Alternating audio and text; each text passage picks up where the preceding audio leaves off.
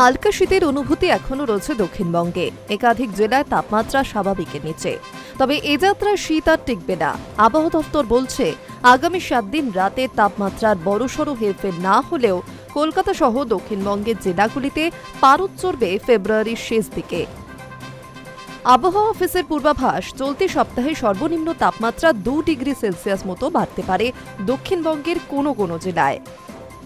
হাওয়া অফিস বলছে, তাপমাত্রা বাড়ছে পশ্চিমী ঝঞ্ঝার কারণেই। উত্তর পশ্চিমের পার্বত্য অঞ্চলে একটি পশ্চিমী ঝঞ্ঝা সক্রিয়, যা ধীরে ধীরে সরছে পূর্ব উত্তর পূর্ব দিকে। আবার নতুন করে একটি পশ্চিমী ঝঞ্ঝা ঢুকবে উত্তর পশ্চিম ভারতে। এছাড়াও আরও 2টি পশ্চিমী ঝঞ্ঝা আসার প্রবল সম্ভাবনা রয়েছে বলেও জানিয়েছে আবহাওয়া দফতর। আপাতত আর ঘন কুয়াশার সতর্কতা কোথাও নেই।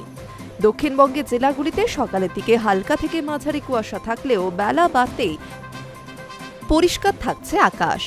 দক্ষিণবঙ্গে কলকাতা, হুগলি, উত্তর 24 পরগনা, দক্ষিণ 24 পরগনা, পূর্ব মেদিনীপুর, পশ্চিম মেদিনীপুর, ঝাড়গ্রাম, পুরুলিয়া, বাঁকুড়া, পূর্ব বর্ধমান, পশ্চিম বর্ধমান, বীরভূম, মুর্শিদাবাদ ও নদিয়া সর্বত্রই শুষ্ক আবহাওয়া থাকবে।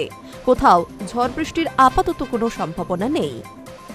আবহাওয়া দফতর আরও বলছে, চলতি সপ্তাহে তাপমাত্রা 19 ডিগ্রিতে উঠতে পারে কলকাতার সর্বনিম্ন তাপমাত্রা। দক্ষিণবঙ্গে বাকি জেলাগুলিতে দিনের তাপমাত্রা 29 থেকে 32 ডিগ্রির মধ্যেই থাকতে পারে। সর্বনিম্ন তাপমাত্রা থাকতে পারে 13 থেকে 17 ডিগ্রির মধ্যে।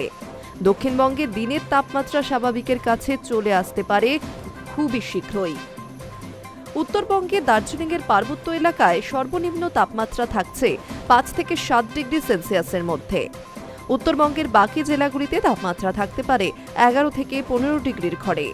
আপাতত তাপমাত্রার বড়সড় হেরফেরের সম্ভাবনা নেই। পাশাপাশি রয়েছে কুয়াশার দাপট।